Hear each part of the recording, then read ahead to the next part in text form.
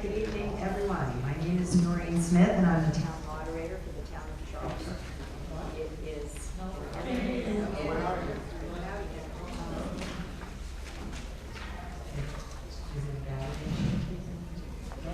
Can you hear me now? It's like that telephone commercial. Can you hear me now? Okay. All right. Yep. You have a backup microphone? Thank you.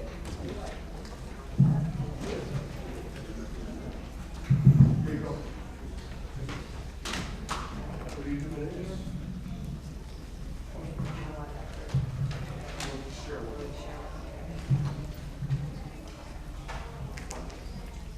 All right, is that microphone working? Thank you.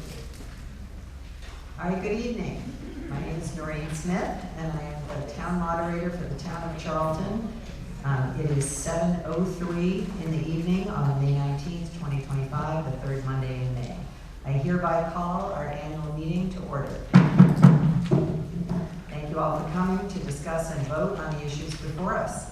There are many people who worked for months to put together the budget, the warrant, and the logistics for this meeting. I can't name everyone, but I'd like to offer special thanks to Town Clerk Karen LaCroix, Assistant Town Clerk Elise Cunningham, Town Administrator Andrew Golis, the previously seated Board of Selectmen, Finance Director, and Town Accountant Ashley Overzet, Dudley Charlton Regional School Superintendent Stephen LaMarche, who's here this evening, Town Council Bob Hennigan, and volunteer members of the Finance Committee, Planning Board, Dudley Charlton Regional School Committee, and every other board, commission, department that worked so hard during the year to put the budget together, and the articles.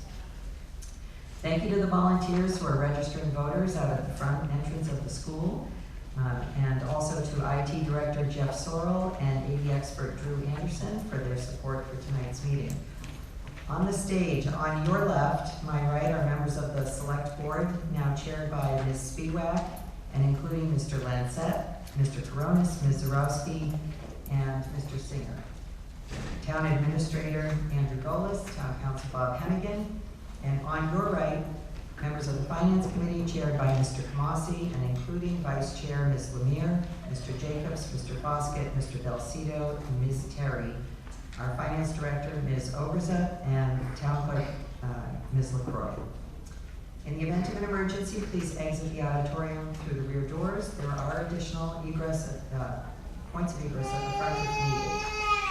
And each year we welcome non-residents and non-voters to observe our town meeting. So non-voters are asked to please sit in the front in the designated area.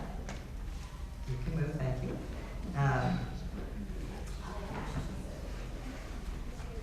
Any non-residents are not allowed to speak during the meeting unless called upon by the moderator and voted to speak by a majority of town meeting voters. All voters should have received an electronic voting device, which I failed to check in for the meeting tonight because I got here too early. Maybe, that'd be great, thanks. I'm gonna borrow Karen's just to show you. This is the device. Does everyone have one who's voting? Okay, great. If you leave the building for any reason or you need to go out, could you please return the voting device at the front table, and do not ever, in any case, hand this to another voter or a non-resident or someone else to do voting for you. We would have to stop the meeting. That would be a major issue for us. When you leave at the end of the night, please return them to the front table. They are expensive, and Ms. LaCroix will track you down. All right. All registered voters shall remain seated during the meeting. Please be respectful and refrain from side conversations. These detract from the ability of voters to hear the proceedings. If you cannot hear what's happening, if for some reason the microphone isn't adequate for any of our speakers, you may rise to the point of privilege. You can also yell, "I can't hear," because it is important and fundamental to our democracy, thank you, that you're able to follow what's happening. That is a point of privilege. It is one time when someone in the audience can stop the meeting to address that issue. If you'd like to be formal, you can stand up and say, "I rise to the point of privilege," and I will say, "State your privilege," and you can let us know you can't hear. I am advised to notify you concerning disorderly conduct that under Mass General Law, Chapter 39, Section 17, if you fail to comply with our established protocols, you will be warned by me, then asked to withdraw from the meeting, and then removed from the meeting if necessary. All right, before we turn our attentions to the proceedings, please rise, remove your hats, and join me in the Pledge of Allegiance to our flag, and please remain standing after the pledge for a moment of silence. I pledge allegiance to the flag of the United States of America and to the republic for which it stands, one nation, under God, indivisible, with liberty and justice for all. Please remain standing as we remember the beloved citizens of Charlton who died during the past year, including those who are remembered in our town's annual report and many others who passed away. Thank you.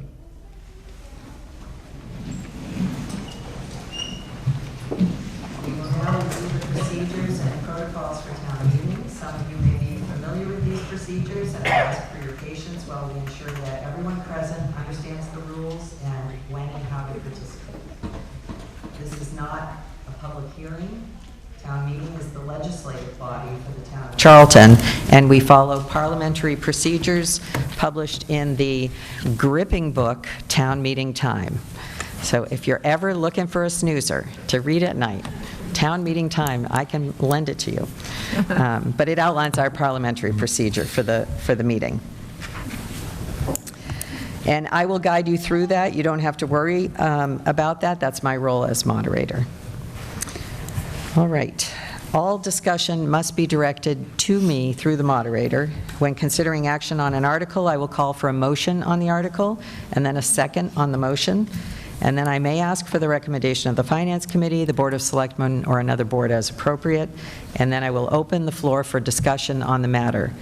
If you wish to speak, you will approach one of the two microphones at the front and wait until I call upon you, and then state your full name and your residential address here in town. Once I've recognized you, you may address your comments or questions to me or share information relevant to the issue that we are discussing at that moment. All questions must be restricted to the matters of business at hand, specifically the article in the warrant for which a main motion has been made. Discussion of any other issue not outlined in the warrant will not be allowed. We'll call upon town officials or administration to respond to any questions. As each voter will be given 3 minutes to speak. Please prepare your thoughts before you come up to the microphone. I'll use as a backup, and this ensures that all voters have an equal opportunity to participate. Please avoid matters of personality. It is not appropriate to refer to other voters by name or call upon others to speak. A motion may be amended after discussion on the main motion begins. So if you wish to make a motion to amend, it must be addressed at the microphone and submitted in writing to me, to the town moderator. We have papers for that purpose.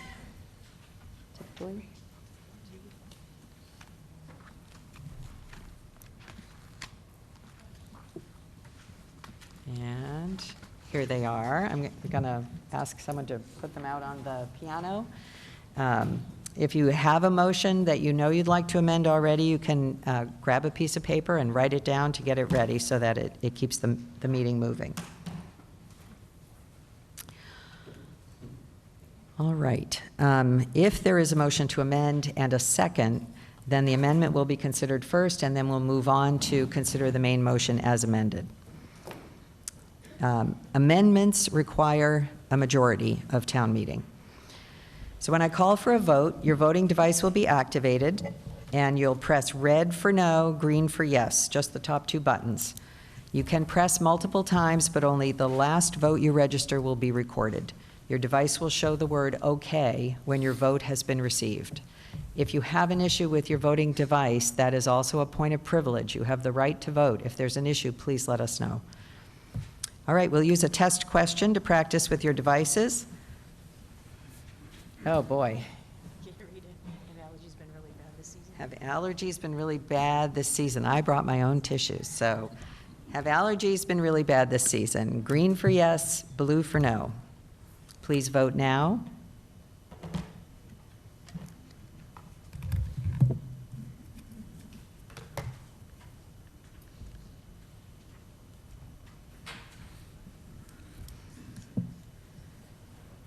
10 seconds remaining.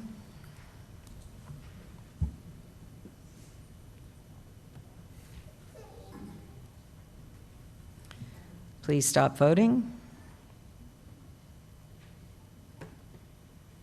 51 in the affirmative, 18 voted no, and 2 abstained from the discussion. So in the event that this was a majority vote, the majority would have it at 51. All right, that's how it works. Also, just some incentive to stick with this meeting to the end. I did bring a door prize again this year. So I started that tradition a couple years ago, and we will choose from among the folks in the room. But at the front, you'll see on the piano 2 bottles of homemade maple syrup from Charlton, from the trees in my yard. 2 varieties, one darker amber and one very light amber, not sold in any stores. Best maple syrup you will ever have. And if you win the prize and take the bottles, you have to promise to lick the plate. So that's at the end of the meeting. We'll have the door prize. Okay. I will now refer to the warrant. So in your booklets, I think this is the green booklets now. For the purposes of time, I'm going to dispense with the reading of the return of the warrant, and note that Article 1, the election, was held on May 3rd, 2025. The results of the election are posted on the town website. And congratulations to all those who won their offices and were elected to serve the town. And for those who ran and were not elected, please stay involved. There are lots of opportunities to stay involved in the town of Charlton. And I want to thank the election workers and the volunteers who make sure that we have fair and accurate elections here in Charlton. All right, so we will begin with Article 2, Town Reports. To see if the town will vote to accept the reports of its officers for the past year or take any action relative thereto or thereon. Madam Moderator, I move that the town accepts the reports of its officers for the past year as printed in the annual town report.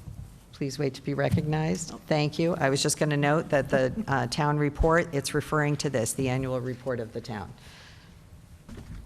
So Ms. Spiewak has made the motion. Do we have a second? Thank you. May I have the recommendation of the Finance Committee? Finance Committee supports this motion. Thank you. And the recommendation of the Select Board? The Select Board supports this motion. Thank you.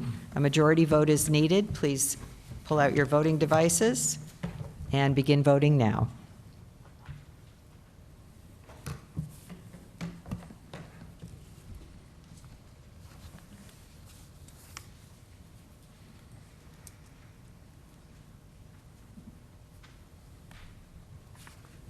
Ten seconds remaining.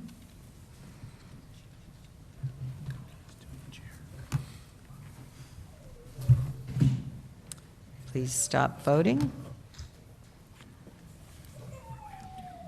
66 in the affirmative, 5 voted no, so the motion passes. Article 3, litigation, to see what action the town will take in relation to prosecuting and defending actions or suits for and against the town, or take any action relative thereto or thereon. This is sponsored by the Select Board. May I have a motion? Madam Moderator. Mr. I move Coronis. that Town Council will be authorized to prosecute and defend actions for and against the town. Thank you. May I have a second? Second. Thank you. Recommendation of the Finance Committee, The please. Finance Committee supports this motion. Thank you. Recommendation of the Select Board? The Select Board supports this motion. Thank you. A majority vote is needed. Please use your voting devices and vote now.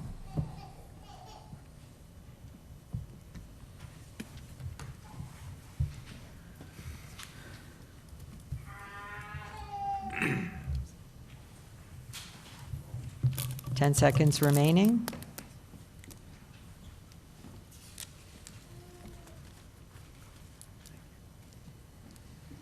Please stop voting. 60 voted in the affirmative, 3 voted no. The motion passes. Thank you. Article 4, appropriation of funds for unpaid bills of a prior fiscal year. to see if the town will vote to raise by taxation, transfer, or borrow and appropriate a sum or sums to accounts to be specified at the town meeting for payment of one or more prior fiscal year's bills not paid due to an insufficiency of appropriation or for any other reason, or take any action relative thereto or thereon. This is sponsored by the Select Board. May I have a motion? Madam Moderator, Ms. Zarowski? I move that the following prior year bills not previously paid due to late billing be paid from the following FY 2025 accounts as printed. $137.84 to Staples from the FY 25 Building Department expense account. Thank you. Do we have a second? Thank you. Is there anything to be said on this matter? Okay. May I have the recommendation of the Finance Committee, please? Madam Moderator, the Finance Committee supports this motion. Thank you. And the recommendation of the Select Board? The Select Board supports this motion. Thank you. A majority vote is needed. Pull out your voting devices, and please vote now.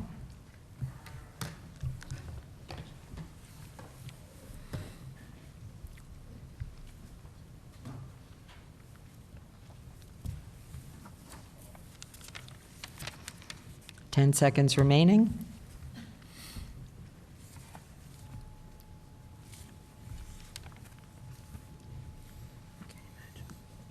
Please stop voting. We have 69 votes in the affirmative, 1 vote voted no, and 4 people abstained. So the motion carries.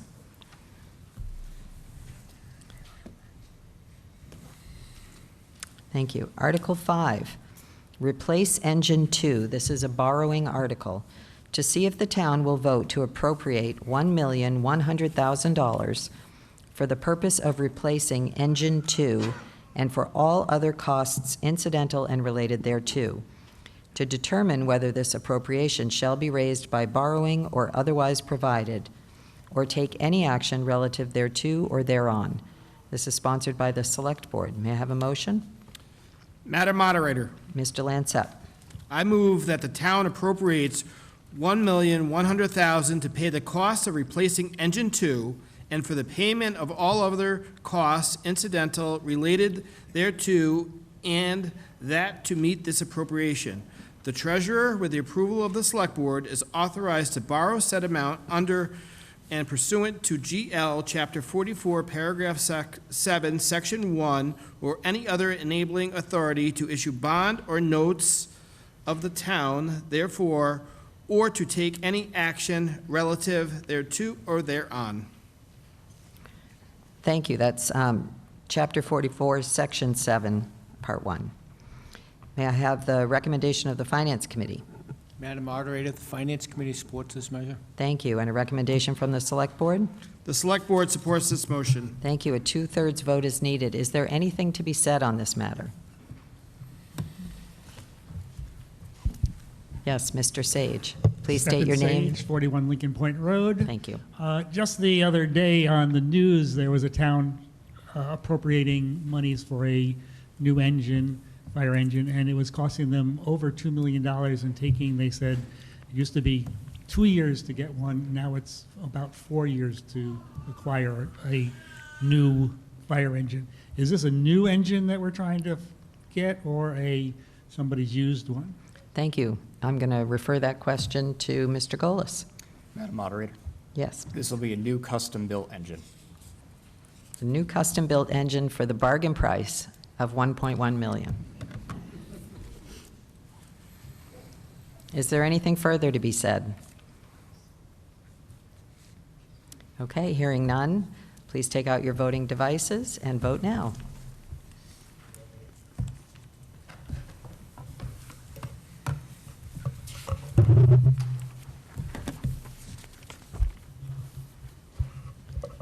Ten seconds remaining.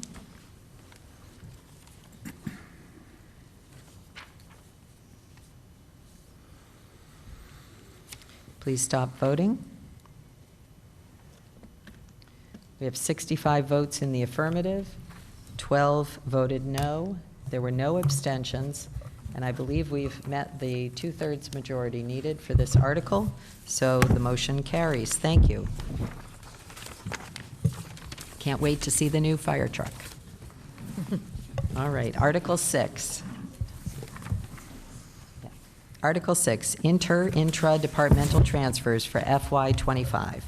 To see if the town will vote to transfer and appropriate sums to be specified at the annual town meeting within departmental accounts from one line item of such accounts to another line item or line items of such accounts for the fiscal year ending June 30th, 2025, or take any action relative thereto or thereon. This is sponsored by the Select Board. Do I have a motion, please? Madam Moderator, Yes, Mr. Singer. I move that the following sums be raised by taxation or transferred, whichever is indicated below, and appropriated to the following accounts for any purpose for which funds may be expended from the latter accounts, and to authorize the Select Board, Town Administrator, or his/her designate or other appropriate town official, board, commission, or committee to enter into such contracts, including leases, and to take such other action as may be necessary or advisable to effectuate the purposes of the foregoing vote, each item being considered a separate appropriation. $225,000 from free cash to the fiscal year '25 snow and ice expense account for snow and ice-related expenses, $400 from sewer-related earnings to the Police Outside Detail Agency Fund to correct the payment for details imposted to the incorrect account. Thank you. Do we have a second? Thank you. We have a motion and a second. May I have the recommendation of the Finance Committee? The Finance Committee supports this motion. Thank you. May I have the recommendation from the Board of Selectmen? The Selectmen support the motion. Thank you. Is there any discussion to be had on this matter? Hearing none, a majority vote is needed. Please use your voting devices and vote now.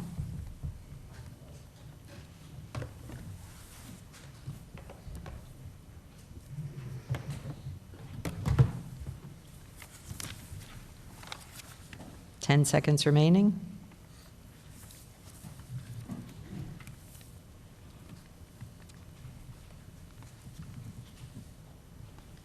Please stop voting.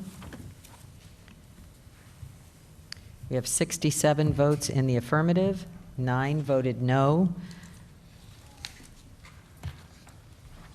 A majority vote was needed, so the motion carries. All right, Article 7, capital items and related contracts. To see if the town will vote to raise by taxation, borrow, or transfer from available funds, including so-called free cash, and funds previously appropriated to other uses, and appropriate a sum or sums to purchase capital items and for service, repair, improvement, architectural, construction, renovation, improvement, and/or other contracts relating to town buildings, facilities, and other property, and to authorize the Select Board, Chief Procurement Officer, or other appropriate town official, board, commission, or committee to enter into such contracts or leases, and to take other such action as may be necessary to effectuate the purposes of such votes, or take any action relative thereto or thereon. This is sponsored by the Select Board and various departments. Do we have a motion? Madam Moderator, Yes, Mr. Kamasi. I move that the town vote to transfer and appropriate the following amounts to the following departments' respective accounts for the fiscal year 2025 capital budget, so to be expended for the following purposes, each item being considered a separate appropriation, and to authorize the Select Board or Chief Procurement Officer to enter into such contracts, including leases, and to take such other actions as may be necessary or advisable to effectuate the purposes of the foregoing vote. $70,000 from free cash for grant matching funds, $125,000 from the overlay surplus for Board of Assessors appraisal and legal fees, $100,000 from free cash for Fire Station 1 improvements, $370,682 from free cash for Board of Health landfill monitoring, and $13,000 from free cash for library HVAC chiller repairs and replacements. Thank you. Do we have a second? Second. We have a motion and a second. May I have the recommendation of the Finance Committee? The Finance Committee supports this motion. Thank you. And the recommendation of the Select Board? The Select Board supports this motion. Thank you. A majority vote is needed. Is there any discussion to be had on this?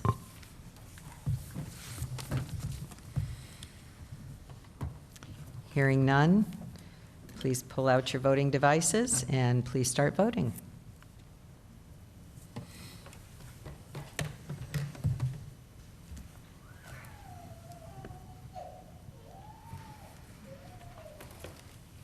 Ten seconds remaining.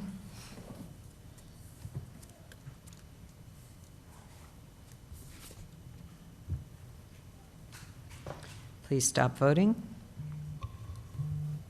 We have 69 votes in the affirmative, 7 voted no, and the motion carries.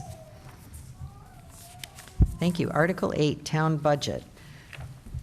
Okay, we're going to slow down a little here. Town Budget is on pages 19 to 23 of your packet.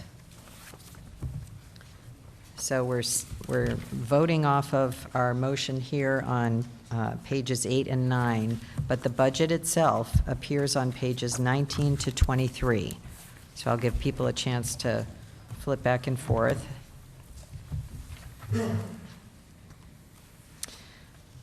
So Article 8 is to see if the town will vote to raise, borrow, or transfer and appropriate such sums of money as may be necessary to defray the expenses of the fiscal year beginning July 1st, 2025, and as provided by General Laws, Chapter 41, Section 108, to fix the salaries and compensation of all elected officers of the town as set forth in the budget voted under this article, or as separately voted by the town under other articles of the warrant for this meeting, or take any action relative thereto or thereon. And this article, the town budget, is sponsored by the Finance Committee. May I have a motion? Madam Moderator, Yes, Ms. Lemire. I move, A, that the amounts of money set forth in the columns headed FY 2026 FinCom recommendation and rows headed for departmental totals for personnel and expenses in the report prepared and voted by the Finance Committee for the recommendation at the annual town meeting on May 19th, 2025, entitled Town of Charlton FY 2026 Annual Town Meeting Warrant, FY 2026 Town Budget Recommendation of the Finance Committee, May 19th, 2025, Article 8.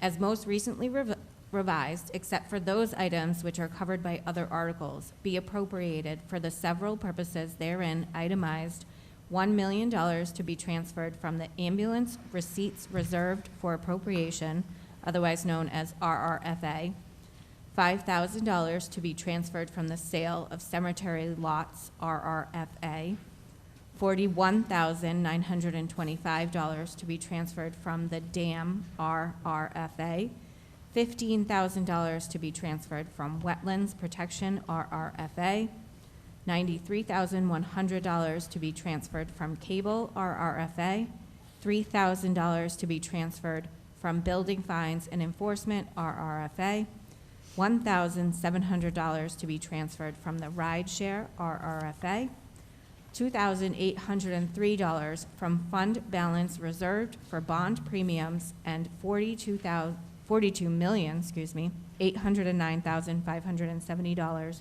to be raised by taxation. Each item marked with an asterisk, being considered for a separate appropriation. B, to fix the salaries and compensation of all elected officers of the town as set forth in the budget voted under this article, or as separately voted by the town under other articles of the warrant for this meeting, and to fund any settled union contracts. Thank you. Do we have a second? Second. We have a motion and a second. May I have the recommendation of the Finance Committee? Finance Committee supports this motion. Thank you. And a recommendation from the Select Board? The Select Board supports this motion. Thank you. A majority vote is needed on the budget. And again, I refer you to page 19, where the budget begins, and it goes all the way over to page 23. And as stated in the motion, you're paying attention to that column on the far right that says FY 2026 FinCon recommended. Is there any discussion to be had on this? Mr. Sage. 41 Lincoln Point Road, same place. I just want to comment that it's printed here, the budget, but on the webpage, there is a great amount of detail spelling out different parts of the budget. It's really easy to read. There's projections of our future in our town as well. It goes on and on and on. It's pages and pages and pages, but it is a good read. It's well prepared, easy to understand, and I commend the town for putting that out. Thank you very much, Mr. Sage. The transparency was excellent with the budget preparation and presentation. Thank you. Is there anything further to be said on this matter?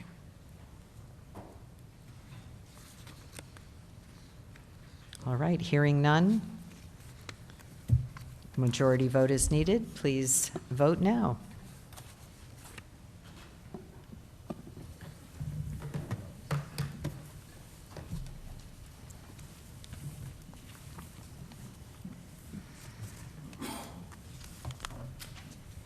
Ten seconds remaining.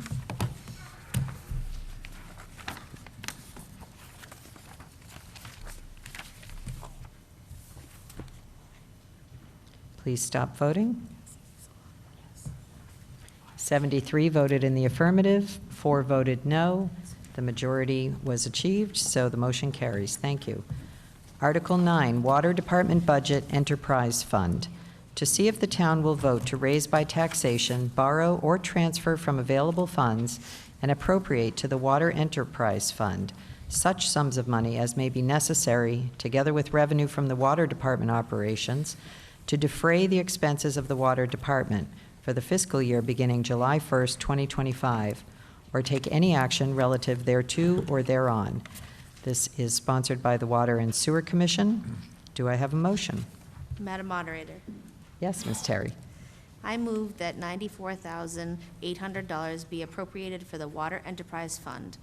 $3,800 is for personnel services and $91,000 is for water-related expenses. That $3,997 be included in appropriations from the general fund for indirect costs and be allocated to the Water Enterprise Fund. That $11,500 be raised from water enterprise fees. That $33,300 be raised from water enterprise retained earnings, and $50,000 be transferred from the Water Stabilization Fund to the FY 2026 Water Department Enterprise Fund account, to be expended under the direction of the Water Sewer Commissioners for the respective expense purposes set forth in the last column below under the heading Water Enterprise Expenses, each item being marked with an asterisk, being considered a separate appropriation. So we have a motion and a second, and that refers to the table with the total water revenues with the asterisks in the far right of $94,800. And the total expenses of $91,000. Just make sure everybody sees that that goes over to 2 pages. All right, we're on page 9. The majority vote is needed. Is there anything to be said on this matter?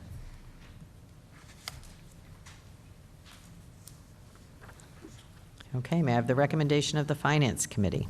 The Finance Committee supports this motion. Thank you. And a recommendation of the Select Board? The Select Board supports this motion. Thank you. Hearing no discussion, please take out your voting devices and vote on the motion.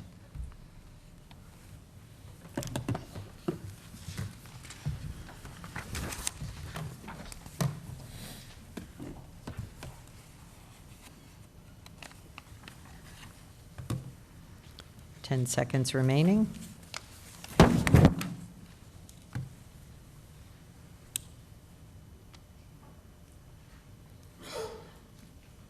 Please stop voting. We have 73 voted in the affirmative, 4 voted no. A majority vote was needed, so the motion carries. Article 10, Sewer Department Budget Enterprise Fund. To see if the town will vote to raise by taxation, borrow, or transfer from available funds and appropriate to the Sewer Enterprise Fund such sums of money as may be necessary, together with revenue from Sewer Department operations, to defray the expenses of the Sewer Department for the fiscal year beginning July 1st, 2025, or take any action relative thereto or thereon. This is sponsored by the Water and Sewer Commission. Do we have a motion? Madam Moderator? Yes, Mr. Balsito. I move that $1,751,453 be appropriated to the Sewer Enterprise Fund, of which $79,600 is for personal services and $1,670,853 is for sewer-related expenses, that $65,512 be included in appropriations for the general fund for direct costs and be allocated to the Sewer Enterprise Fund, and that $1,551,453 be raised from sewer enterprise fees, $50,000 be raised from sewer enterprise privilege fees, and $150,000 be raised from sewer enterprise betterment fees to the fiscal year 2026 Sewer Department Enterprise Fund account to be expended under the direction of the Water and Sewer Commission for the respective expenses purposes set forth in the last column below under the heading Sewer Enterprise Expenses, each item being marked with an asterisk, each being considered as a separate appropriation. Thank you. Just to note that the $1,671,853 is for sewer-related expenses within that. We have a motion. Do we have a second? Second. We have a motion and a second. May I have the recommendation of the Finance Committee? The Finance Committee supports this motion. Thank you. And the recommendation of the Select Board? The Select Board supports this motion. Thank you. Is there any discussion to be had on this matter? Hearing none, a majority vote is needed. Please take out your voting devices and vote now.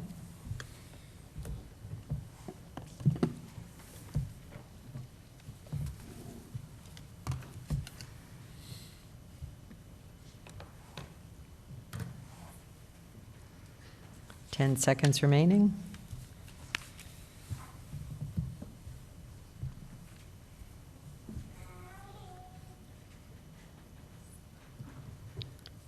Please stop voting.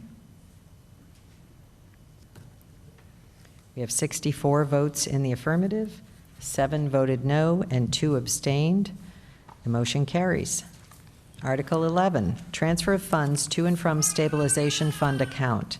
To see if the town will vote to add funds to and/or transfer and appropriate sums from the stabilization fund account to an account or accounts to be determined at the town meeting, including but not limited to, for purposes of acquiring land in the town or take any action relative thereto or thereon. This is sponsored by the Select Board. Do I have a motion? Madam Moderator, Yes, Mr. Singer. I move that consideration of the article be postponed indefinitely. We have a motion to postpone. Do we have a second? We have a motion and a second. May I have the recommendation of the Finance Committee?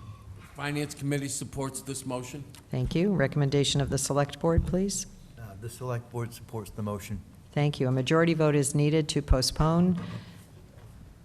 Is there anything to be said on this matter? Hearing none, please take out your voting devices and vote now.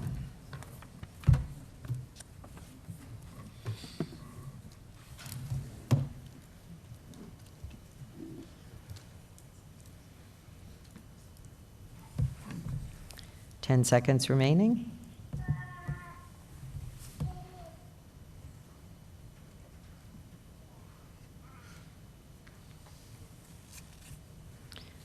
Please stop voting. 62 voted in the affirmative, 12 voted no, 1 abstained. The motion carries. Thank you. Article 12, Cemetery Perpetual Care. To see if the town will vote to accept the sum of $23,500 as trust funds from individual persons, the income from each sum to be used for the perpetual care of the Charlton cemeteries, or take any action relative thereto or thereon. This is sponsored by the Cemetery Commission. Do we have a motion? Madam Moderator, Ms. Spiewak? I move that Article 12 be accepted as printed. Thank you. Do we have a second? Second. We have a motion and a second. May I have the recommendation of the Finance Committee? The Finance Committee supports this motion. Thank you. And the recommendation of the Select Board? The Select Board supports this motion. This requires a majority vote. Is there anything to be said on this matter?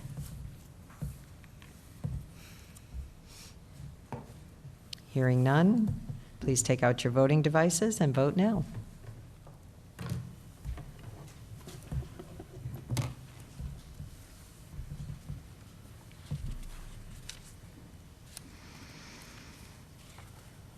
Ten seconds remaining.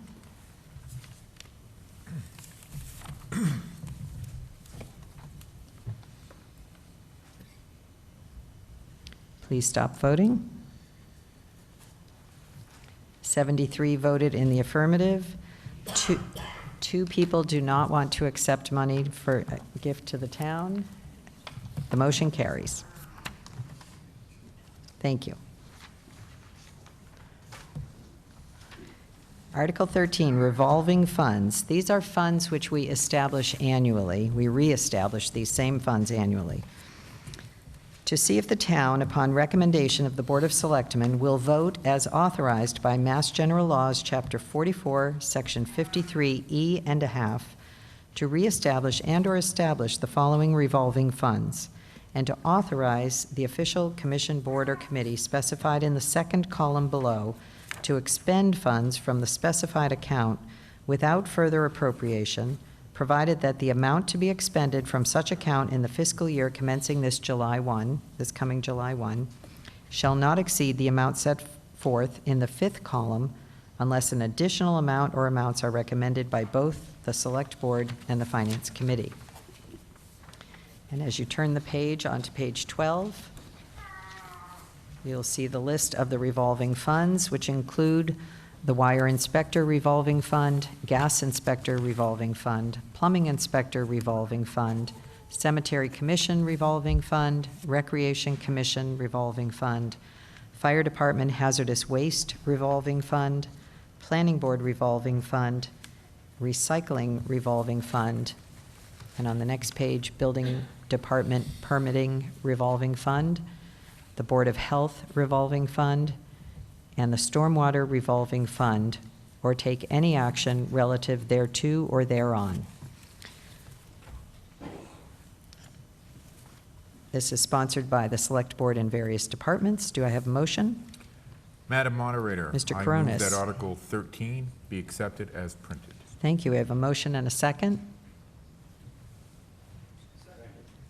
Great, we have a second. May I have the recommendation of the Finance Committee? Madam Moderator, the Finance Committee supports this motion. Thank you. And the recommendation of the Select Board? The Select Board supports this motion. Thank you. A majority vote is needed. Is there anything to be said on this topic? Hearing no discussion, please take out your voting devices and vote now.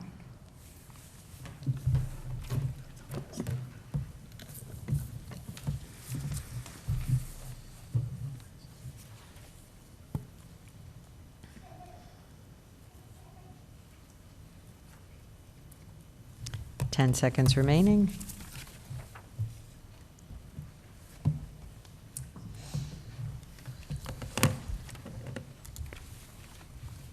Please stop voting. 69 votes in the affirmative, 2 voted no. The motion carries.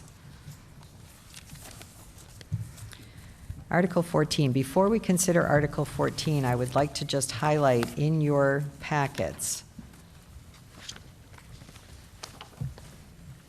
that this refers to an appendix. So this is a slightly new arrangement in our warrant, where when the warrant was prepared, the details of each article were not at that time necessarily known. So general language was inserted with references to the appendices. The appendices were then added with the full text of each article. In the process of creating the appendix, there was text that was cut and pasted over into the appendix, which is where we will be doing our voting. We'll be using the language in the appendix for each article. But to give you an example, in Article 14 as it is printed, it says, to see if the town will vote to amend the zoning bylaw, Section 2, definitions Sections 200-2.1, Uses and Structures, to insert new or amended definitions.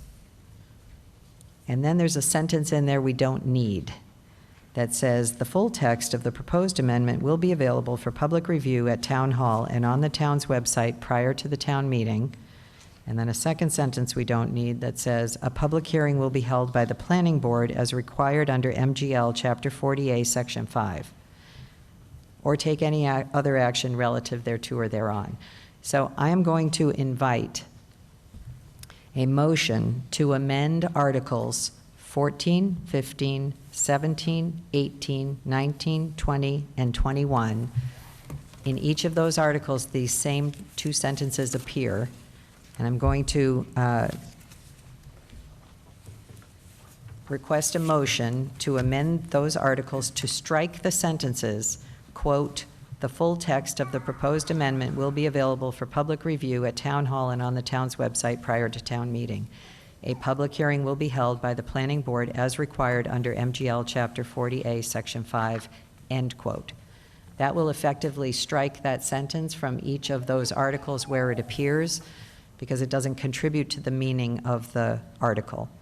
It's a leftover reference. So instead of me going through and having to amend each of Article 14, 15, 17, 18, 19, 20, and 21 independently, I'm requesting a motion to amend Articles 14, 15, 17, 18, 19, 20, and 21, and strike the language as stated. Thank you, Mr. Sage. We have a motion to amend. Do we have a second? Second. We have a motion and a second. Is there any discussion to be had? Does everyone understand what I'm doing? Head nodding? Okay. Madam Moderator, Mr. Clay. I move that Article 14 be accepted as printed in Appendix A and amended. We have a motion on the table to amend the articles 14, 15, 17, 18, 19, 20, and 21. We haven't voted on that motion yet, but I'll be right with you on Article 14 next. We have a motion and a second. Is there anything else to be said on the motion to amend? Hearing nothing. Please take out your clickers and let's vote on the motion to amend by striking those two sentences from Articles 14, 15, 17, 18, 19, 20, and 21. Please vote now.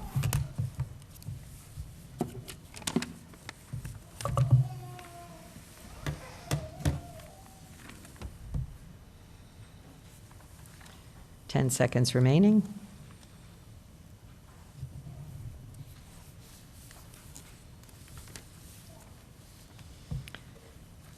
Please stop voting.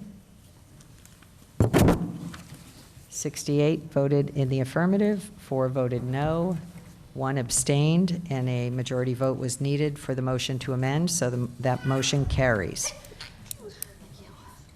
As we then proceed through these articles, the motion will be to support the article as printed and amended. Okay? All right, Article 14. So I'm going to refer you now to Appendix A for the language on Article 14. That appears on page 25. So we're on page 13 with reference to Article 14 as the meeting is progressing. Article 14 appears as Appendix A on page 25. So I will now read Article 14 as amended. Article 14, Zoning Bylaw Amendment. Amend Section 200-2.1 Uses and Structures, adding definitions. To see if the town will vote to amend the zoning bylaw, Section 2, Definitions, Section 200-2.1 Uses and Structures, to insert new or amended definitions or take any other action relative thereto. Section 2, Definitions, Section 200-2.1 Uses and Structures. Flea market, any indoor or outdoor place, location, or activity where new or used goods or secondhand personal properties offered for sale or exchange to the general public by a multiple of individuals or licensed vendors usually in compartmentalized spaces, whether or not a fee is charged for entrance to the area or a fee is charged to the persons or vendors displaying such merchandise. So this is a new definition for flea market. May I have a motion? Madam Moderator. Mr. Clay, would you state your name and your home address, please? Sure. Don Clay, H. Putnam Road. Thank you. I move that Article 14 be accepted as printed and amended. As printed in Appendix A and amended. We have a motion. Do we have a second? We have a motion and a second. May I have the recommendation of the Planning Board? The Planning Board recommends this motion. Thank you. Is there any discussion to be had? Mr. Sage. So is a flea market different than a family yard sale? So this is the definition of a flea market? This is the definition of a flea market. And would a multifamily yard sale fit within this definition? I do not, I think we do have a separate definition for yard sale.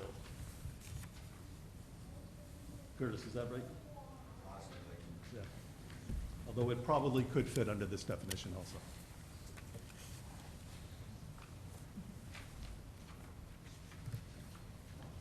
If you had multiple individuals or licensed vendors in compartmentalized spaces, whether a fee was charged or not, for vendors.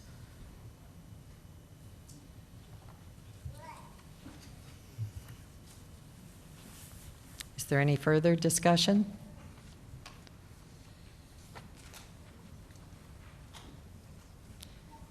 Hearing none, a 2/3 vote is needed per Massachusetts General Law, Chapter 40A, Section 5, 5th paragraph. Please take out your voting devices and vote now.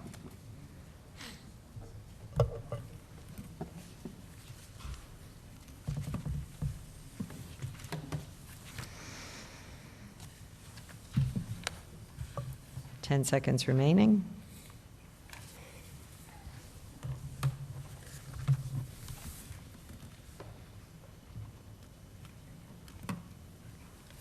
Please stop voting.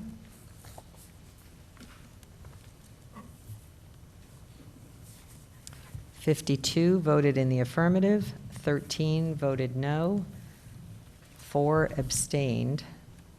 A 2/3 is required. Yes. And the motion carries. Motion passes. So we have added the definition of a flea market. All right, moving on to page 26, which is Appendix B. Article 15.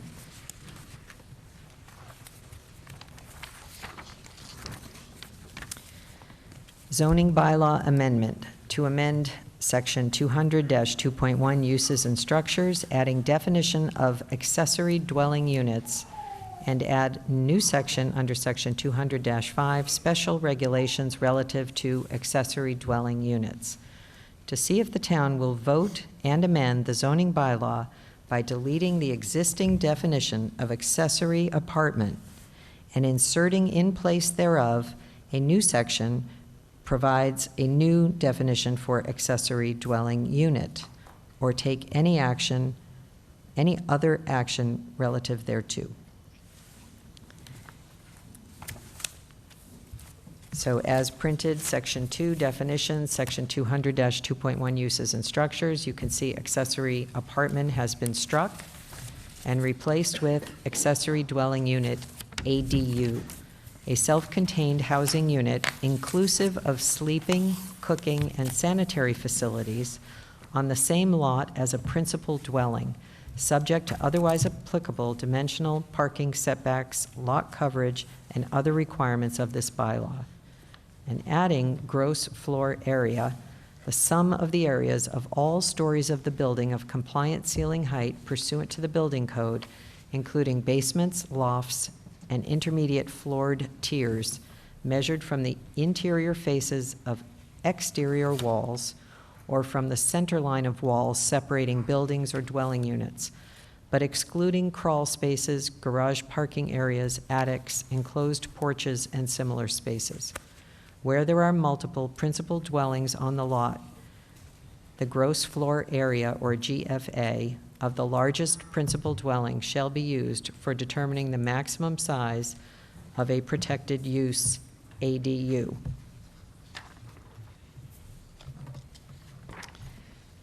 Footprint, the area of the ground that is covered by a structure or structures on a building lot, including the foundations and all areas enclosed by exterior walls and footings and/or covered by roofing.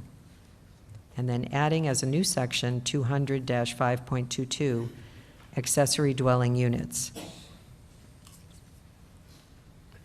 A, the purpose of accessory dwelling units ADU bylaw is to, number one, align with the minimum requirements of Massachusetts General Law, Chapter 400A, Sections 1A, 3, and 760, CMR, Section 71. 2, providing homeowners with a means of obtaining through tenants in accessory apartments rental income, companionship, security, and services, and thereby enabling them to stay more comfortably in homes and neighborhoods they might otherwise be forced to leave. 3, provide a mixture of housing that responds to changing family needs and smaller households. 4, provide a broader range of accessible and more affordable housing. And B, the requirements, number 1, must comply with all other applicable laws and regulations, including but not limited to the Massachusetts State Building, Electrical, Plumbing, Gas, and Energy Codes, Wetlands Protection Act, Board of Health Regulations, and utility connections. Number 2, the principal dwelling and/or accessory dwelling unit may not be sold separately for the property that it is located on. Number 3, may not have more than one per property and may not be used for short-term rental as defined in Mass General Law, Chapter 64G, Section 1. Number 4, may be attached to or create in an existing residential dwelling or its detached garage, outbuildings, or newly created dwelling or detached building, or as standalone building, and must be on the same lot as the principal dwelling unit. Number 5, it may have a separate entrance, either directly from the outside or through an entry hall or corridor shared with the principal dwelling, sufficient to meet the requirements of the State Building Code for safe egress. Number 6, when attached to the principal dwelling unit, the gross floor area and footprint of the ADU is limited to 1,250 square feet and be designed to maintain the appearance of a single-family residence. Number 7, when created as part of an existing or new accessory structure, the gross floor area of ADU is limited to 900 square feet or 1/2 the living area of the principal dwelling, whichever is less. All right. And 8, the footprint of the accessory structure containing the ADU shall be no more than 1,250 square feet. And also amend Section 200-3.2B use regulation table as indicated in the table shown. As you can see under residential uses, accessory apartments, the word apartment is struck and dwelling unit is added. And there are dwellings for 2 families. There are changes from acceptable to permittable use and special permits to non-use in other parts of this.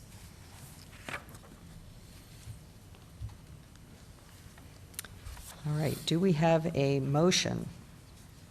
Madam Moderator, I move that Article 15 be accepted as printed in Appendix B and as amended. Mr. Clay, thank you. We have a motion and a second. May I have the recommendation of the Planning Board? The Planning Board recommends this article. Thank you. A 2/3 vote is needed. Is there any discussion to be had? Mr. Sage. So for individuals who may already have these accessory dwellings on their property, are they going to have to make changes to their dwelling, or is it grandfathered in? How are they going to notify them of these changes? For existing dwellings. So, excuse me, that comes to the moderator, and then I will call on the chair of the Planning Board, please, to respond to the question. Thank you. So existing dwellings will have no changes.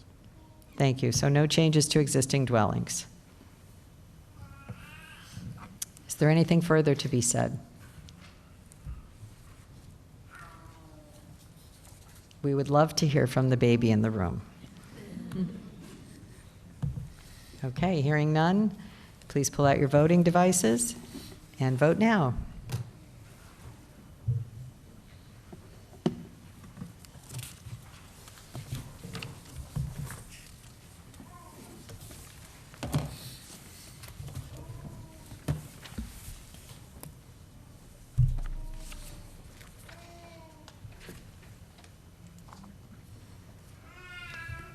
Ten seconds remaining.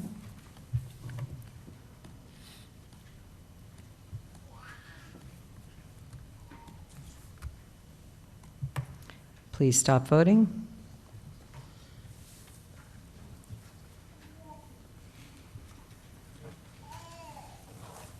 So for Article 15, we have 58 votes in the affirmative, 9 voted no, 2 abstained, and the 2/3 majority was achieved. So the motion carries. Thank you. Article 16, so I will refer you now to Appendix C, which is located on page 29 of your booklet.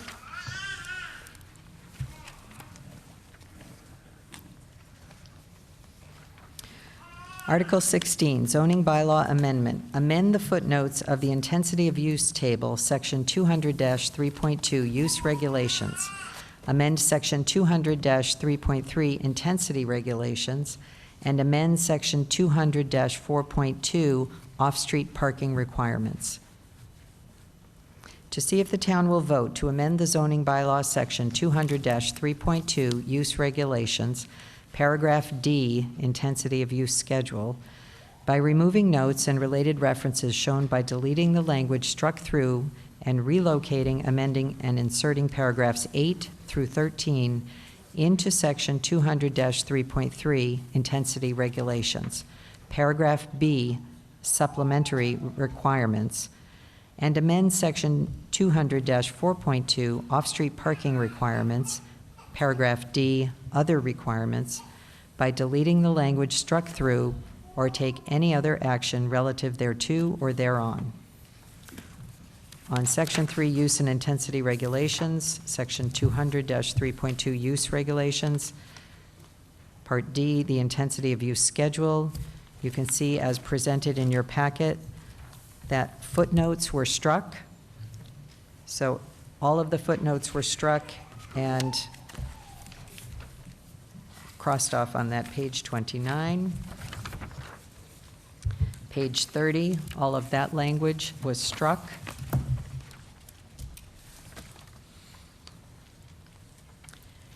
And under section 3, on page 31, use and intensity regulations, section 200-3.3, intensity regulations, I'll refer you to part 9, the village district, where the text is underlined. That's additional language to the existing regulations. So this would add the language, part 9A, an additional 5,000 square feet of contiguous land area is required for each dwelling unit beyond the first dwelling unit.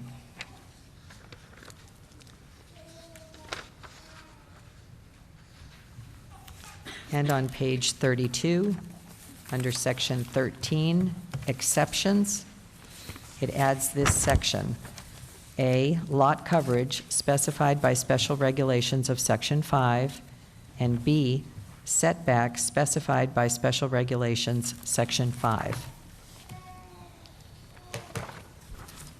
Do we have a motion?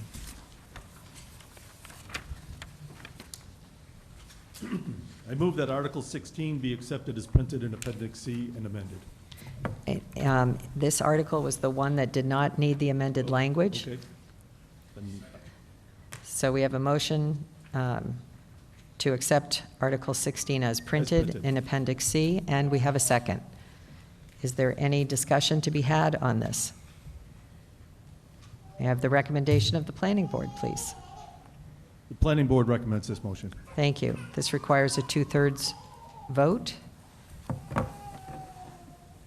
Hearing no other discussion, please pull out your devices and vote now.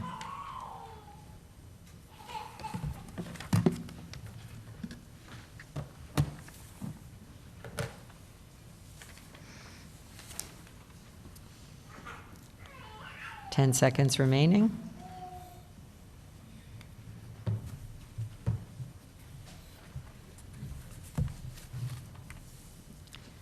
Please stop voting.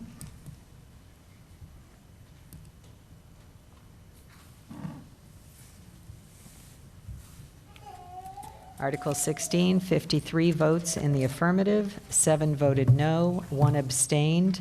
The two-thirds majority that was required was met, and so the motion carries.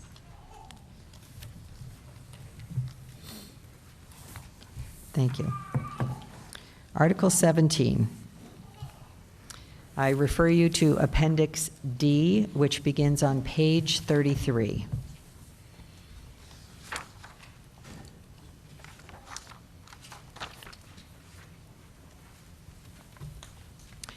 Article 17, Zoning Bylaw Amendment, Section 200-3.1, Uses and Intensity Regulations. To see if the town will vote and amend the zoning bylaw by amending Chapter 200, Section 31, Use and Intensity Regulations, to allow for zoning district boundaries to follow lot lines or take any other action relative thereto. Section 3, Use and Intensity Regulations. Section 200-3.1, Zoning Districts. Section D, Divided Lots. It adds the language that's underlined as shown in your warrant, where a district boundary encompasses 33% or less of a lot, district line will follow the lot lines. And it includes, for the purposes of this section, they're adding in the village district. So the language that's underlined in this use and intensity regulation is being added through this article. May I have a motion? I move that Article Mr. Clay. 17 be accepted as printed in Appendix D and amended. Thank you. We have a motion. Do we have a second? Motion and a second. May I have the recommendation of the planning board? The Planning Board recommends this motion. Thank you. This requires a two-thirds vote, two-thirds majority vote. Is there any discussion to be had on this matter? Hearing none, please take out your voting devices and vote now.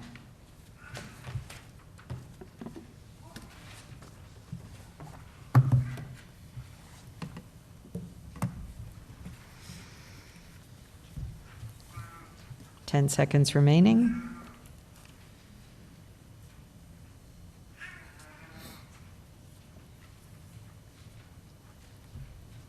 Please stop voting.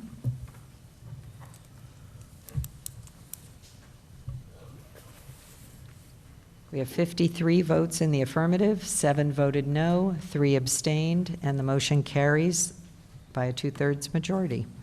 Thank you.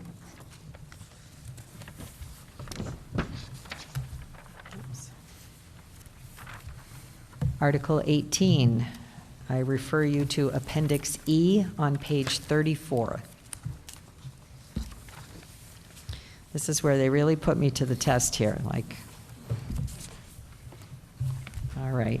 Article 18, Zoning Bylaw Amendment, Section 200-3.2, Buses Regulation Table Regulations.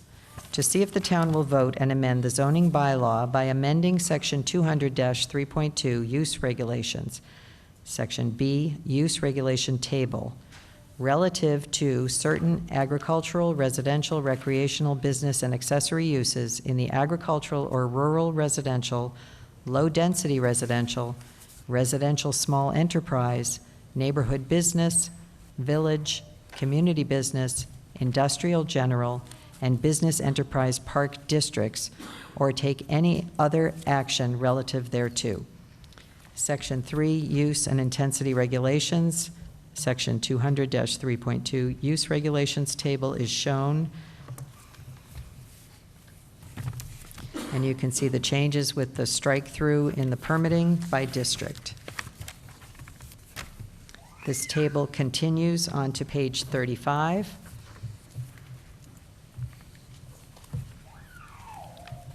With changes as indicated.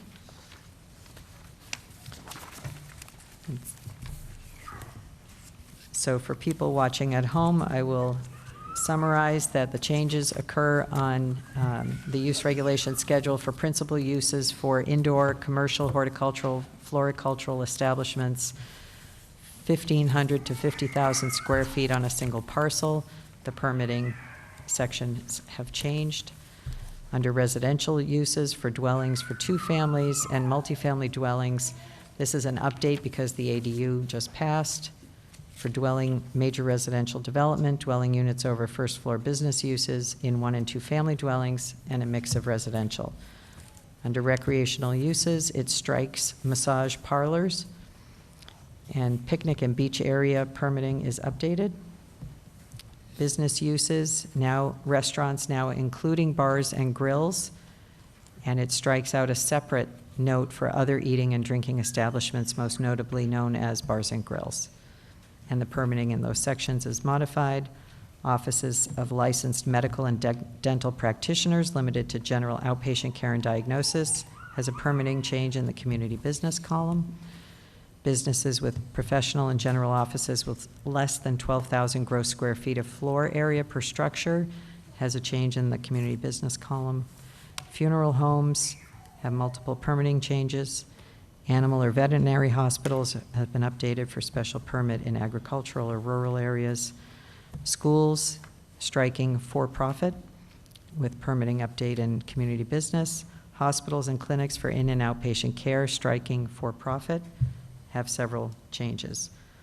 Also, communications, transportation, and public utility uses for independent storage areas or parking areas, automobile parking garages for 5 or more automobiles have changes. Sawmills have been eliminated from lumber building material establishments and moved into heavy industrial establishments, including sawmills. Sand, stone, and/or gravel processing operations have permitting changes, and accessory uses for professional offices in a dwelling conducted by the resident occupant, provided all parking for such professional services shall be provided on the premises where the offices are located. They have permitting changes. Do I have a motion? I move that Article 18 be accepted as printed in Appendix A. Is that right? Article 19? 18. Appendix E and Appendix E and as amended. And as amended. Thank you. We have a motion. Do we have a second? We have a motion and a second.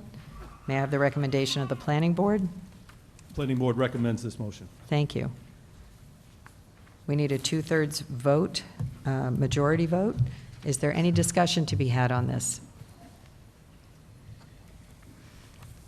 Mr. Sage. Lincoln Point still. In the future, as a layperson who doesn't understand what all these letters stand for, what a V is, what a P is, an SP, it might be nice to have some sort of key so that I could follow better. I'm assuming that the planning board. Interrupt you? The planning board has done due diligence, what they think is the best for this community. And so even though I sometimes feel maybe I should abstain for something that I don't quite understand, I will be voting in the positive for this. May I add that in the back of your packet, there is a directory of terms that was added in advance, acknowledging that folks would need that. So it's in the back of your packet, and it spells out what all of those district letterings stand for and how they're defined. Just be nice to see them connected so that you could not in have the to flip article. pages and pages and pages. Yes, thank you. Good evening, Mr. Lemansky. Your name and residence? Moderator, Robert Lemansky, Sunset Drive. Thank you. All due respect to the planning board, it's just over 90% of the changes where a property owner had the right to go forward and do what's being stated. Now, most of those changes, when it goes from a Y to a P, yes, it's permitted, but in order to do the permitted, more than likely a site plan is due. You've got to appear in front of the planning board, and also you very well may need to do a notification whether it's 100 feet or 300 feet. My personal problem is, if I could do it last year, why can't I do it this year? So my suggestion is to vote this down, and it needs additional work. And I don't think that people who own property should have any of their rights taken away. And this is what this article is doing. You're allowed to do, you have to do more to do what you used to be able to do as an automatic. Thank you. Thank you. Is there anything further to be said? Mr. Madam Clay? Moderator, I think if you look at the individual lines that have changes in here, some of them are very self-explanatory on how the demographics in this town are changing a little bit, and some things that may have been missed and permitted before are still permitted in most cases, but just under a little bit of more scrutiny than what might have been there before. So there's a few things on here I think that each one should be looked at clearly. Thank you. And my understanding is the planning board did hold public hearings? We did. Thank you. Is there anything further to be said? If you'd like to speak as a resident? I just had a question. Do you want me to do it as a resident? Thank you. Sure.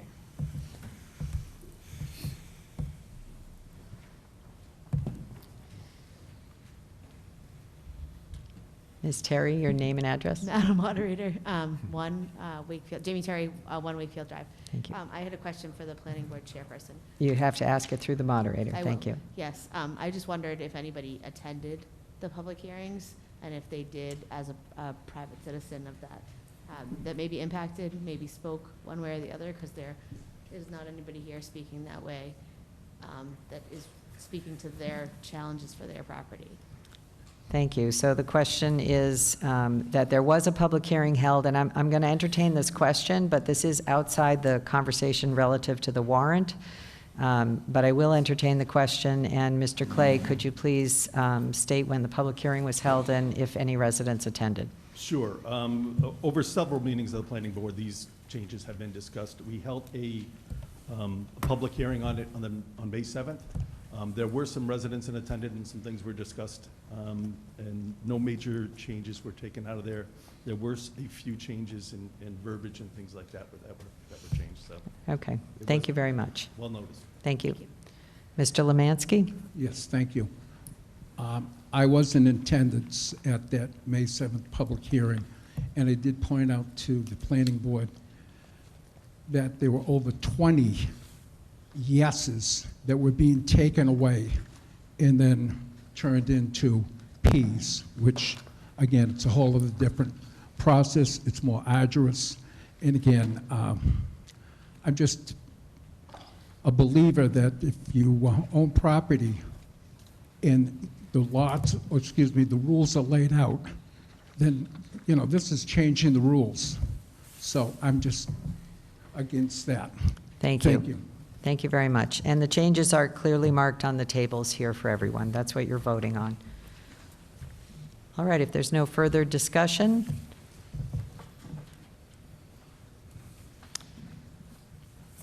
all right. This requires a 2/3 vote, so please take out your voting devices and vote now.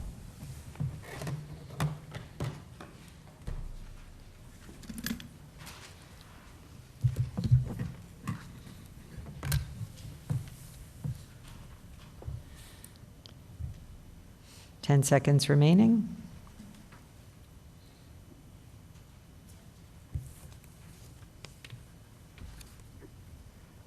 Please stop voting. 36 voted in the affirmative, 24 voted no, 3 abstained. The motion does not pass. It did not meet the two-thirds majority.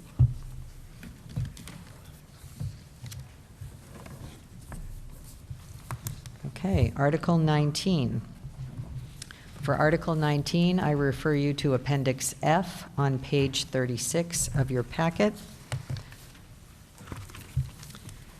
Article 19, Zoning Bylaw Amendment, Section 200-5.13, Reduce Front Lots.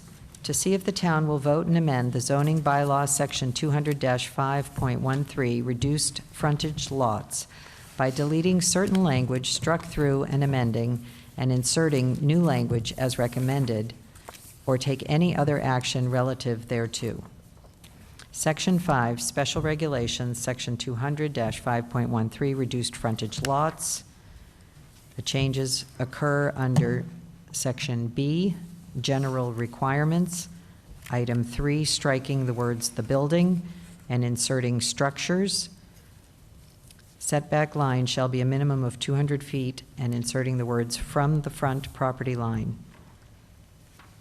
Part 4, the reduced frontage access strip portion of the lot cannot exceed 600 feet in length, adding the language after which the lot must conform to the zone's frontage requirements. And the underlined language is the language being added through this article. Do I have a motion? I move that Article 19 be accepted as printed in Appendix F and as amended. Thank you. We have a motion. Do we have a second? Motion and a second. May I have the recommendation of the planning board before you sit down? The planning board recommends this motion. Thank you. Is there anything to be said on this matter? Hearing none, two-thirds majority vote is needed. Please pull out your voting devices and vote now.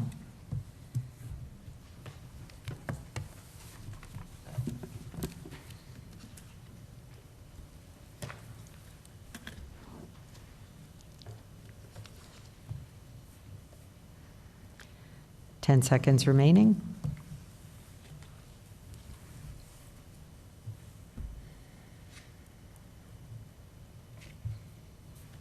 Please stop voting. 49 voted in the affirmative, 15 voted no. There were no abstentions, and the motion carries. It met the two-thirds requirement. Article 19 passes. All right, Article 20. For Article 20, I refer you to Appendix G on page 37 of your packet. To see the Article 20, Zoning Bylaw Amendment, amend Section 200-5.17, Village District Requirements. To see if the town will vote and amend the zoning bylaw, Section 200-5.17C, Part 2, Village District Requirements, by deleting certain language struck through and amending and inserting new language as recommended, or take any other action relative thereto. Section 5, Special Regulations, Section 200-5.17, Village District Regulations. Part C, Pedestrian Amenities. This article strikes all the language in Section 2, the existing language, and adds new language in Section 2, Public Sidewalk Construction. B, if no public sidewalk exists across the frontage of the lot or across the street, a concrete sidewalk of at least 5 feet in width and granite curbing shall be provided within the municipal right-of-way as approved by the highway superintendent. C, to the maximum possible, the sidewalk shall be designed to create a continuous pedestrian walkway with the abutting properties. D, where sidewalk construction is not feasible or practical, the town may require the applicant to provide a sidewalk in another location or make a payment in lieu of sidewalk construction to the Town of Charlton Special Sidewalk Fund in an amount determined. E, sidewalks, curbing, subbase, and appurtenances will be constructed in accordance with the Massachusetts Highway Department of Standard Specifications for Highways and Bridges, as most recently revised. F, if the existing sidewalk is across the street, crosswalks may be required. G, a waiver of the public sidewalk construction requirements may be granted by the planning board. And on page 38, Part 3, adding the words, "except for single-family and duplex homes, comma, minimum 50% of the walls of the ground floor spaces directly facing the streets shall have transparent window and door openings placed at the eye level of pedestrians between 3 feet and 8 feet above the grade." So the underlined is the portion that's being added through this article to the existing language. Do I have a motion for Article 20? Madam Moderator, Mr. Clay, I move that Article 20 be accepted as printed in Appendix G and amended. we have a motion. Do we have a second? Motion and a second. May I have the recommendation of the planning board? The planning board recommends this motion. Thank you. This requires a 2/3 majority vote. Is there anything to be said on this matter? Mr. Sage. I'd like an explanation on D, where it says a sidewalk construction, if it's not feasible or practical, you're still going to charge the people that own that strip of property what it would cost to build a sidewalk there and put it someplace else. I just don't get it.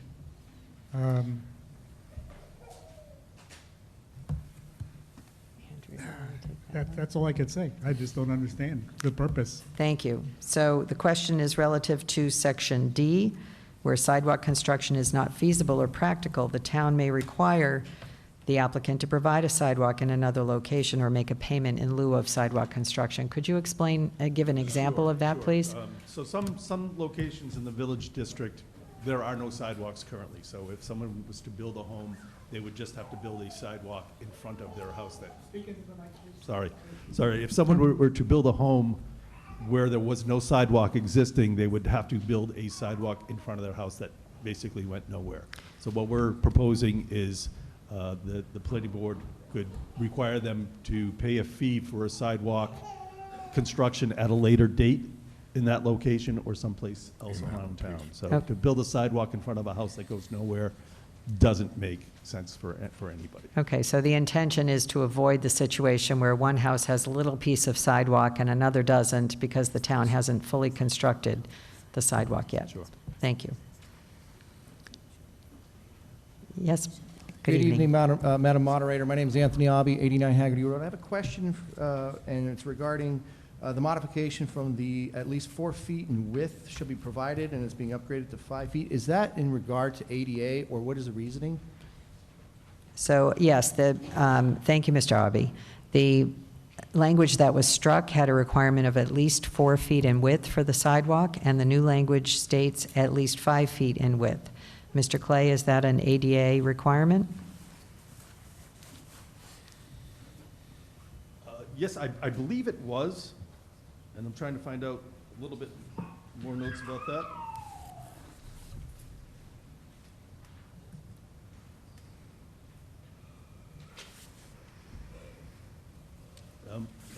I'm not sure. Okay, thank you.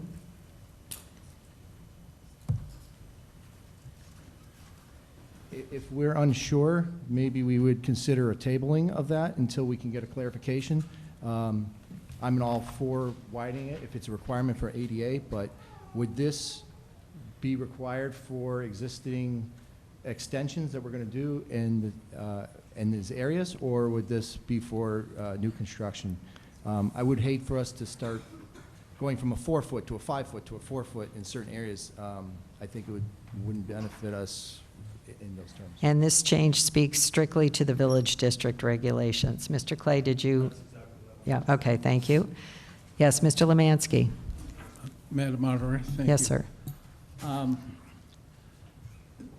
There are, in development in the town of Charlton, if you're going to do a subdivision and build a road, the planning board has requirements. If you're, such as, if it's not a subdivision and you're developing a commercial piece of property, at times there are requirements. If you're on a state highway, the state highway, because of the amount of traffic, the speed of the traffic, they require granite. And having gone through that 18 months ago, the granite is very expensive. And in working with the planning board in prior projects, they've been very good to work with. They're very reasonable. I don't know what tomorrow or next month's planning board is going to be. And I think what this does is having to own some village property. To develop it, this here makes it more expensive. And let me point out G, and it was pointed out to me. And again, the planning board, who have been very reasonable, they can grant waivers to specific things. That's correct. But, and the but is, who's going to be there tomorrow? Because we've got reasonable people there today who will recognize people who are reliable, do a good job, and trust. I don't know what's going to happen thereafter. So I don't want to use suspicious, but I am perplexed as far as letting this here pass because of how it can go. For instance, a 5-foot sidewalk.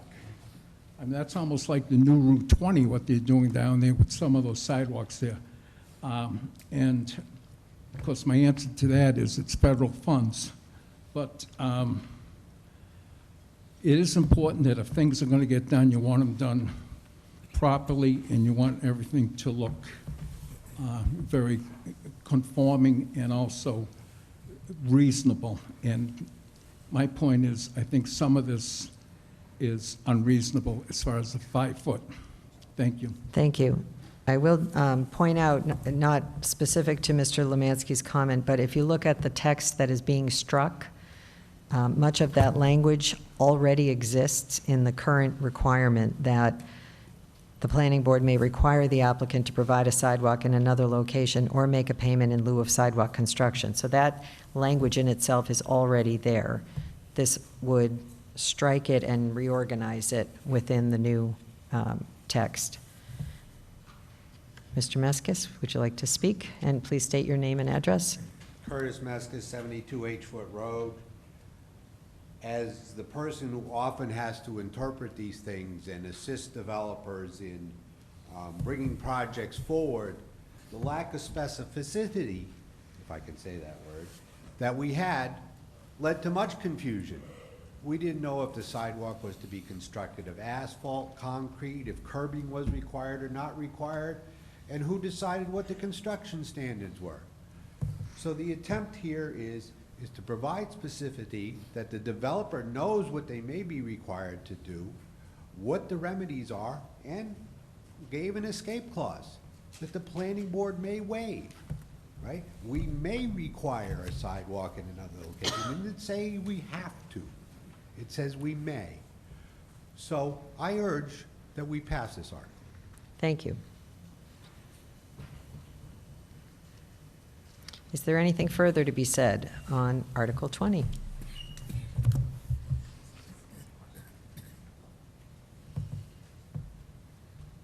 Nancy Chalk, 85 City Depot Road. Yes, Mrs. Chalk. Where exactly is the village?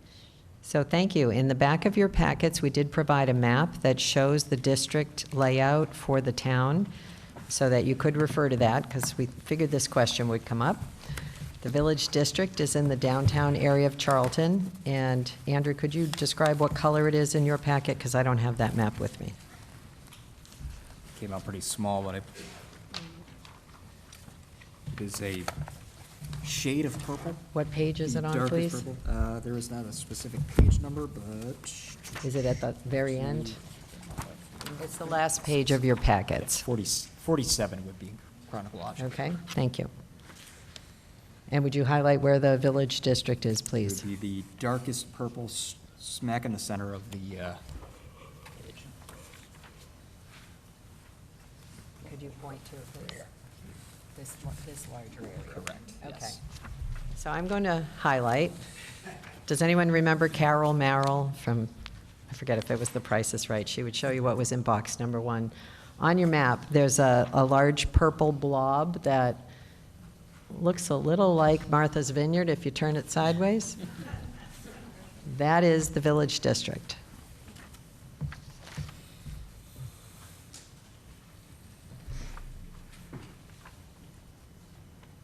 Is there any further discussion to be had? Hearing none. This also requires a 2/3 majority vote. Please take out your voting devices and vote now.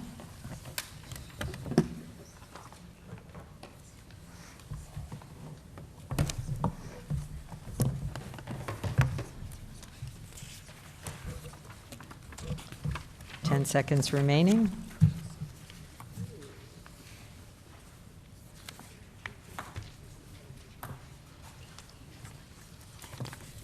Please stop voting.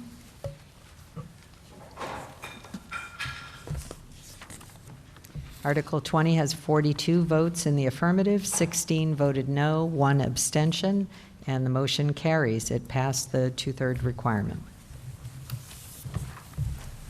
Thank you.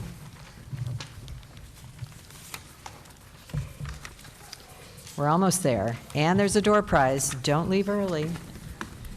Article 21, zoning bylaw amendment. So I will refer you to Appendix H on page 39 of your packet.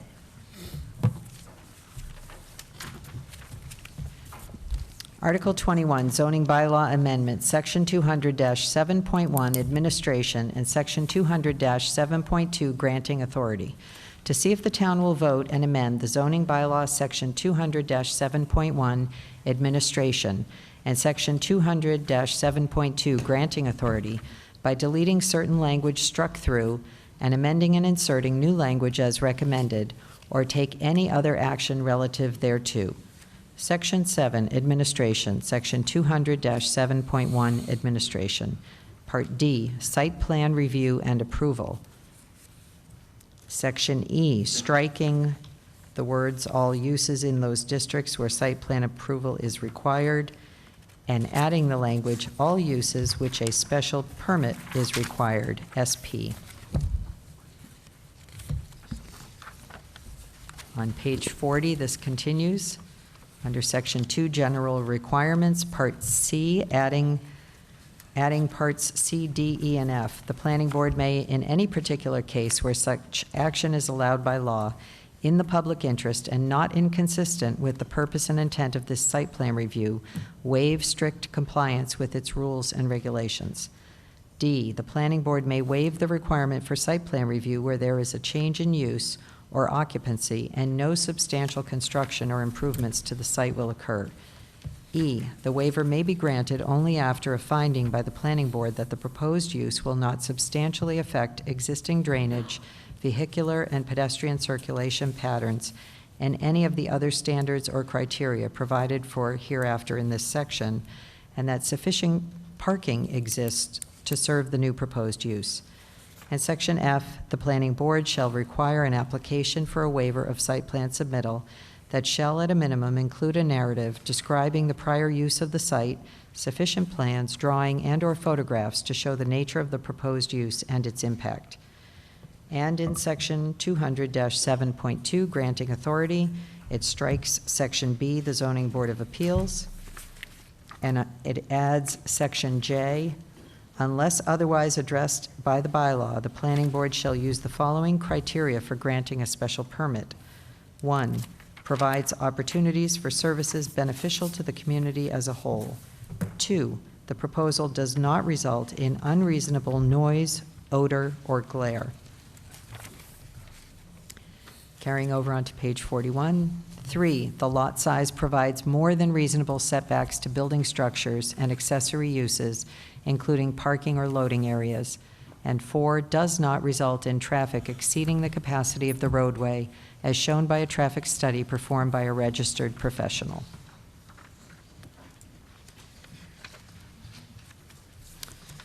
Okay, do I have a motion for Article 21? Madam Moderator. Mr. Clay. I move that the Article 21 be accepted as printed in Appendix H and amended. Thank you. We have a motion. Do we have a second? Motion and a second. We have the recommendation of the planning board. The planning board recommends this article. Thank you. This requires a two-thirds majority vote. Is there anything to be said on this matter?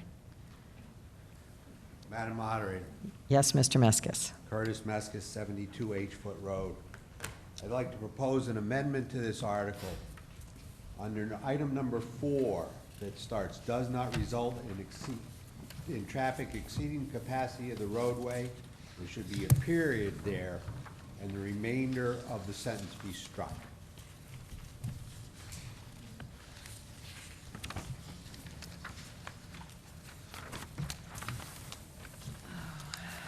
Do you have that in writing? I can put that in writing. Thank you. Modify this so it just pays.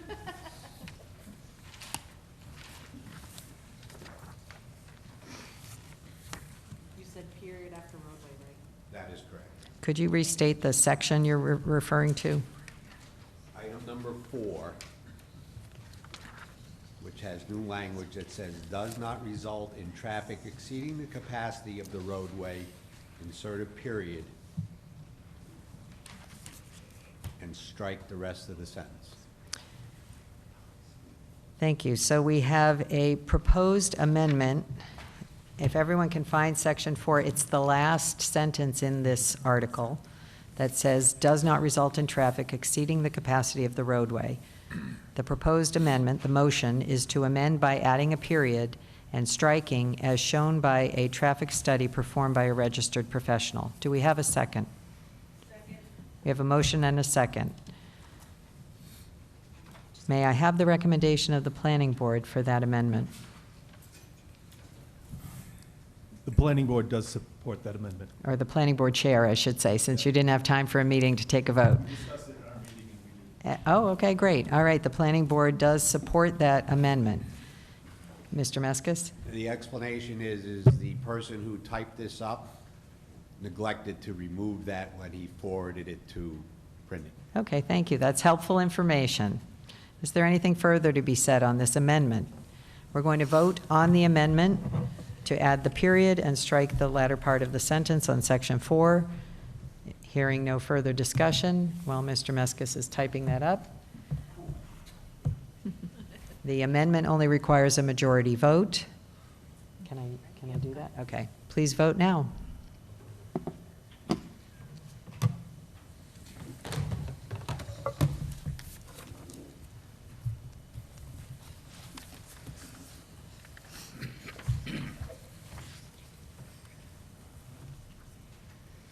Ten seconds remaining.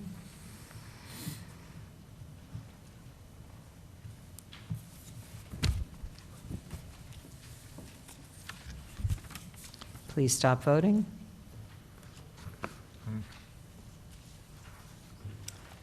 There are 50 votes in the affirmative, 7 voted no.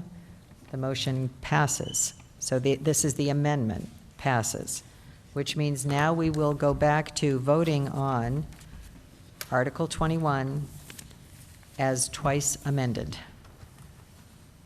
Do I have a motion to approve Article 21 as twice amended? I'm going to go back to that just So for... moved. Thank you. And a second? Thank you. We have a motion and a second. Any further discussion? Hearing none, we're going to take our voting devices out again. We need a 2/3 majority for this motion. This would pass Article 21 and would strike the latter part of Section 4. All those in favor, please vote now. Press green for yes, or those opposed, press red for no. Whoops, hold on, wait. We got an electronic delay for a moment. Yeah, it's fine, it's fine. Says Keep going. twice You're amended? right. Okay, please vote now. Thank you. Sorry about that. No problem. You're doing great.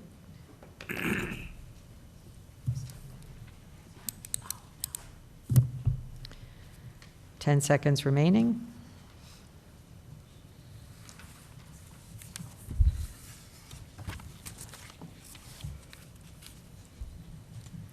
Please stop voting. 49 voted in favor, 7 voted no, 2 abstained, and the motion carries. It met the two-thirds requirement. 4972. Thank you. Article 22.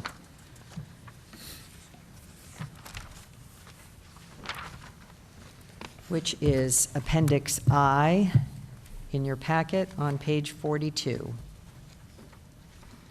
Article 22, zoning bylaw amendment, community business zone on the northerly side of between 379 Worcester Road and the Oxford Town Line. To see if the town will vote to amend the zoning map, section 3.1.b, by extending the community business zone by making the following change as shown on the attached map, or take any other action relative thereto or thereon. If you turn to the next page that has the attached map,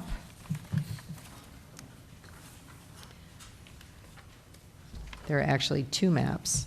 The first is labeled Proposed CB Change, 379 Worcester Road to Oxford Line before change. So this shows the existing condition of the zoning. And on the reverse of the page, it shows after the change would be made if this article is adopted. And it shows that on the northerly side of Route 20, I grew up in Westboro, sorry. Northerly side of Route 20. The zoning now corresponds with, I don't want to use the wrong word and mislead, hold on.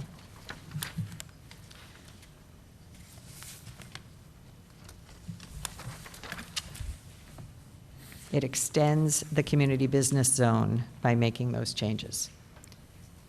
Do we have a motion on Article 22? Madam Moderator, I move that Article 22 be accepted as printed in Appendix I. Thank you. Do we have a second? Motion and a second. Do I have the recommendation of the Planning Board, please? Planning Board recommends this article. Supports the motion. Thank you. Two-thirds majority vote is needed. Is there anything to be said on this matter?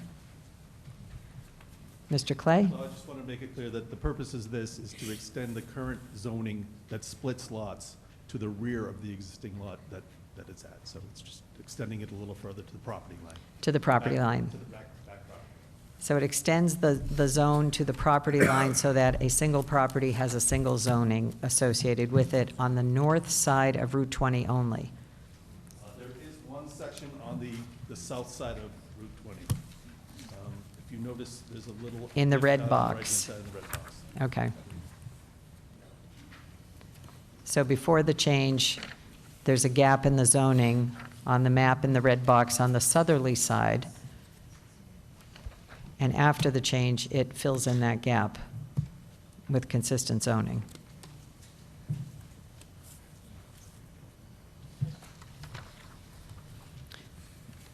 Is there anything else to be said on this matter?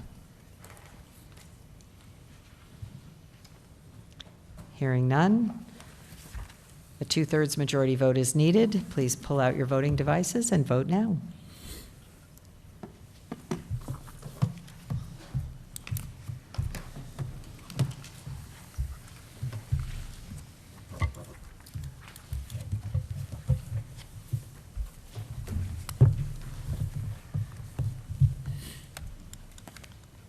Ten seconds remaining.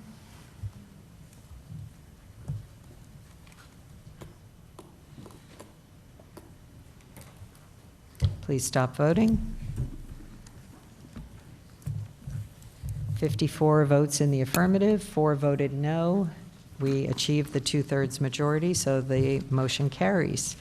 And before I request a motion to adjourn, I did want to just let people know, if you didn't happen to watch Candidates Night, I wanted to let you know that I am not going to run for office again next year, so the position of moderator will be open.